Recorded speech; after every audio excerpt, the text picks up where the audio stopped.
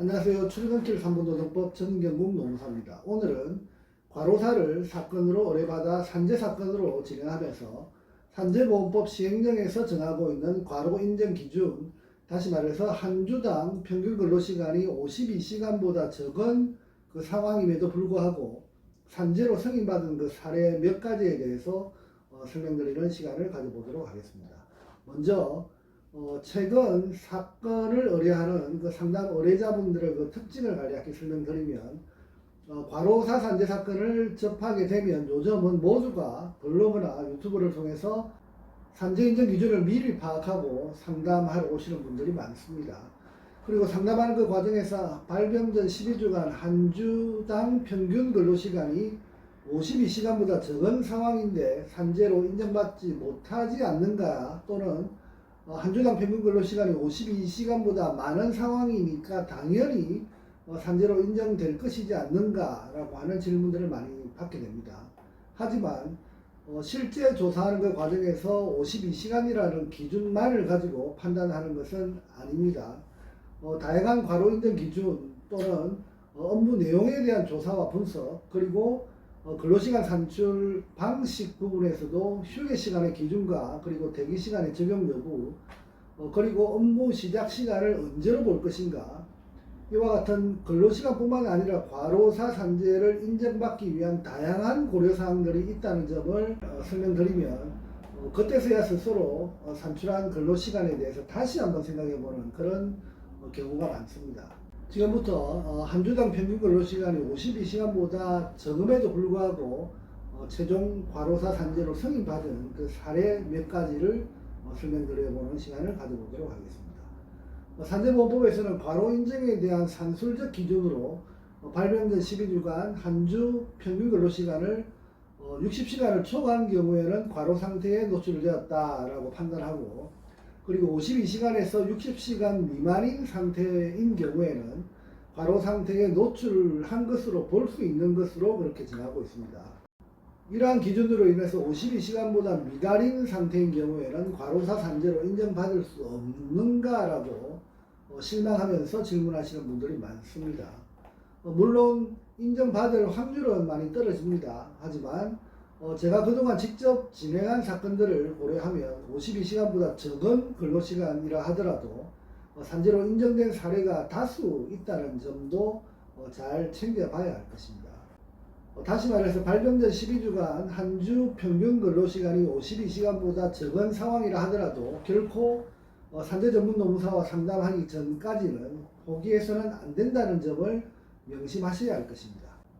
지금 설명드리는 사건은 전부 제가 직접 조사해서 산재로 승인받은 사례이고, 현재 자세한 내용은 댓글에 링크 주소를 남겨둘 테니 더 자세한 내용이 궁금하신 분들은 댓글을 클릭하신 후 해당 링크를 확인해 보시면 되겠습니다. 첫 번째 사건은 현대카드 팀장의 자택에서 심장마비로 사망한 사건입니다. 동 사건의 경우에는 자택에서 심장마비로 사망한 상황, 그리고 기저질환으로 심장 부분에 이상소견이 과거에 있었던 부분, 그리고 산재 승인을 위한 불리한 다양한 요소들을 가지고 있는 상황이었습니다. 게다가 발병 전 12주간 한 주 평균 근로시간은 당시가 코로나 상황이었기 때문에 40시간 수준에 머물러 있는 등 모든 조건은 불성인으로 기울어져 있었습니다. 하지만 발병 1주 전 발생한 주요 이벤트 상황에 대한 집중 분석과 정신적 스트레스 부분에 대한 업무 내용 분석을 동료 근로자 등을 통해서 최소한 1년간 그 업무 흐름을 파헤치기 시작했습니다. 그 결과 고인의 심리적 압박 상황과 심리적 압박을 가중할 만한 업무적 가중 요인에 대한 조사와 분석, 그리고 이를 객관화시켜 나갈 수 있도록 동료 직원들의 점을 첨가하는 등 업무 부담 가중 요인에 대한 입체적 조사와 그리고 분석 작업이 결정적으로 과로사 산재 승인의 핵심 요인이 된 그런 사건입니다. 두 번째 사건은 현대자동차 판매부서 차장의 과로 사건입니다. 동 사건의 경우 기존의 혈압 및 당뇨와 같은 기저질환을 이미 안고 있었던 분이었고, 이러한 기저질환이 뇌출혈을 유발시킬 수 있다고 판단할 개연성이 상당히 높은 그런 사건이었습니다. 특히 자동차 판매사원의 경우 사무실에 출퇴근하는 그 시간은 한 주당 거의 딱 40시간에 맞출 정도로 9시 출근 그리고 6시 퇴근은 정확히 지켜지고 있어서 사실상 근로시간 산출은 법정 근로시간 40시간을 초과할 수 없는 구조였습니다. 이러한 상황에서 어떻게 과로 상황을 입증할 것인가 하는 것이 가장 큰 숙제였던 사건입니다. 그러나 당시 사실상 의식 없이 누워 계신 피해자를 보면서 어떻게든 산재로 인정받아야겠다는 일념으로 해법을 찾아 나서기 시작했습니다. 그 결과 퇴근 후 영업의 목적으로 만났던 사람들을 발병전 12주간 카드 사용 내역을 발췌해서 한 분씩 모두 만나서 정리하기 시작했고, 그 결과 쓰러지기 이전 12주간 그 행적을 정확히 추적해낼 수 있었습니다.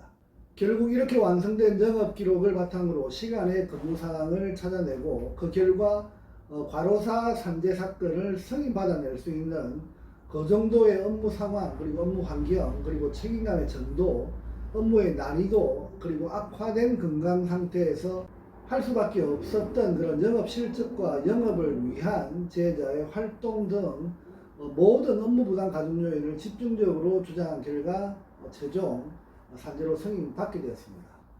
그리고 세 번째, H건설사 전산실 차장의 과로사 산재 사건 승인 사례입니다. 이번 사건의 경우 고인의 근로시간을 산출한 결과 52시간보다 적은 상황으로 할 수 있는 모든 방법을 총동원해도 도저히 52시간을 초과할 수 없는 그런 안타까운 상황이었습니다. 하지만 동료 근로자를 통한 직무를 철저히 분석하고 그리고 전산실 차장으로서 가장 중요하게 생각해야 할 보안 관리가 해킹을 통해서 허물어지면서 급격한 스트레스를 느낀 그 상황을 확인할 수 있었습니다. 그리고 이를 재구성하기 위한 수개월에 걸친 업무 사항을 조사하면서 부족한 근로시간을 최대한 방어하고 보완해서 결국 산재로 승인받은 그 사례입니다. 사고 발생 당시는 휴일날 아침 자택에서 운동하기 위해서 자전거를 타고 가던 중 갑자기 쓰러져서 사망한 사건으로 사망 원인 또한 당시 사인 미상으로 판단되어서 결국 부검을 통해서 사인이 확인되는 등 여러모로 어려운 여건이었지만 업무 내용에 대한 집중 분석을 통해서 비록 근로시간이 52시간보다 적은 상황이었음에도 불구하고 산재로 승인받은 그런 사례입니다. 그리고 네 번째, H자동차 생산설비 그룹장의 과로사 산재 사건입니다. 이번 사건의 경우에도 발병 전 12주간 평균 근로시간은 42시간 정도 수준으로 사실상 과로 상태를 입증하는 것은 불가능한 상황이었습니다. 하지만 동료 근로자들의 적극적인 도움으로 업무 내용에 대한 다양한 스트레스 요인을 찾아내고 특히 발병 직전 상황으로 갈수록 해외 출장에 대한 다양한 이슈 등을 확인하면서 해외 출장을 중심으로 강해지고 있는 그 압박 요인들을 정리한 그런 사건입니다.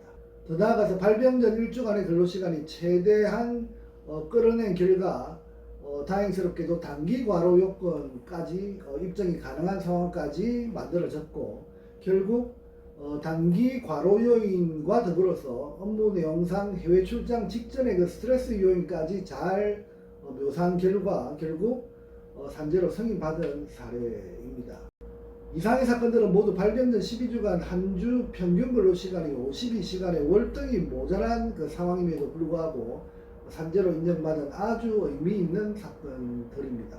지나서 보면 너무나 보람되고 뿌듯한 사건들이지만 당시 조사 과정에서는 너무나 절박하고 그리고 긴박했던 사건으로 상당히 의미 있는 사건으로 기억하고 있습니다. 오늘은 발병 전 12주간 그 한 주 평균 근로시간이 52시간보다 적은 상황임에도 불구하고 대표 노무사인 제가 직접 조사하고 정리하고 그리고 주장한 그 결과 과로사 산재로 승인받은 대표적인 그 사례 몇 가지에 대해서 설명드리는 시간을 가져봤습니다. 감사합니다.